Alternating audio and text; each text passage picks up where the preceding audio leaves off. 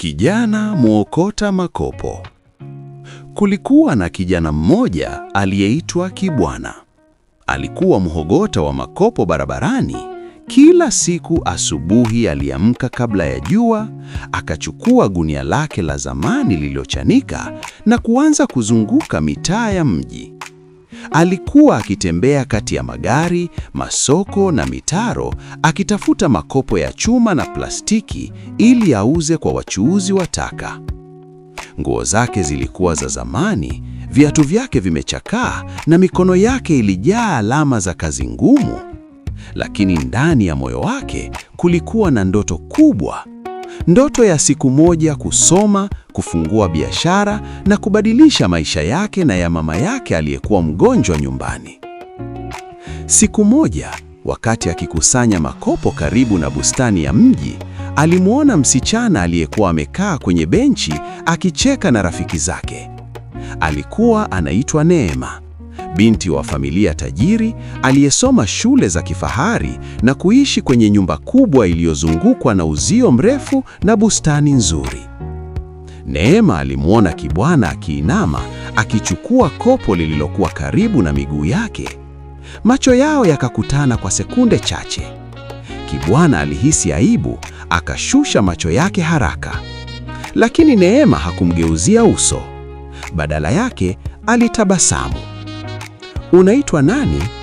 Neema aliuliza kwa sauti ya upole. Kibwana alishituka kidogo. Mimi naitwa Kibwana." Kuanzia siku hiyo, Neema alianza kumtafuta kila alipokuwa akitembea mji. Mara nyingine angemnunulia chai, mara nyingine angekaa naye kwenye benchi na kumsikiliza hadithi zake. Kibwana alimweleza kuhusu mama yake, kuhusu ndoto zake na kuhusu jinsi anavyotamani maisha yawe bora kuliko alivyoyakuta. Neema aliguswa sana na unyenyekevu wake. Siku zilivyozidi kwenda, walianza kutembea pamoja. Si kwenye magari ya kifahari au migahawa ya gharama, bali kwenye mitaa ya mji, kando kando ya mto na chini ya miti mikubwa ya bustani. Kibwana alimuonyesha Neema maeneo aliyokuwa akipata makopo mengi, na Neema alimuonyesha sehemu za mji ambazo Kibwana hakuwahi kufika. Lakini watu hawakukaa kimya. Walipowaona wakitembea pamoja, walinong'ona, "Huyo binti tajiri anatembea na mhogota makopo. Labda kijana huyo ana bahati ya dunia. Au labda binti anachezewa tu." Habari zilienea haraka kama moto kwenye nyasi kavu. Zikafika hadi kwa wazazi wa Neema. Baba yake, mtu mwenye suti ghali na sauti kali, alimuita Neema akauliza, "Ni kweli unatembea na kijana wa mitaani?" Neema hakukataa. "Ndiyo baba, ana moyo mzuri, ana ndoto, ana heshima." Lakini baba yake alikataa. "Mapenzi hayalishi familia Neema. Dunia ni kali."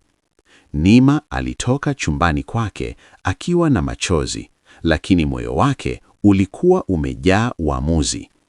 Siku iliyofuata alimkuta Kibwana pale pale bustanini. "Watu wanatuongelea," Kibwana alisema kwa sauti ya huzuni. "Labda unapaswa kutembea na watu wa hadhi yako." Neema alishika mkono wake kwa ujasiri. Hadhi ya mtu ni moyo wake, si mfuko wake.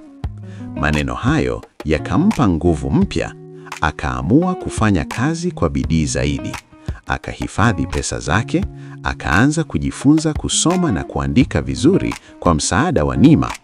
Baada ya muda, akaweza kufungua kibanda kidogo cha kukusanya na kuuza taka zilizorejelewa. Miaka ikapita. Kibwana hakuwa tena mhogota wa makopo tu. Alikuwa mfanyabiashara mdogo mwenye heshima mjini. Mama yake alipata matibabu. Neema akaendelea na masomo yake. Siku moja walitembea tena pamoja kwenye ile bustani waliokutana kwa mara ya kwanza. Jua lilikuwa linatua, anga likiwa la rangi ya dhahabu. Kibwana akasema, uliniona nikiwa sina chochote. Nima akatabasamu. Nilikuona ukiwa na kila kitu, moyo. Watu waliwaona tena wakitembea pamoja, lakini safari hii walinong'ona kwa sauti ya mshangao na heshima. Hiyo ni ile hadithi ya mapenzi ya kijana wa makopo na binti tajiri. Angalia walipofika. Na mapenzi yao yakawa simulizi ya mji mzima. Hadithi ya kuonyesha kuwa upendo wa kweli hauangalii mavazi, pesa wala hadhi. Huangalia moyo, juhudi na ndoto.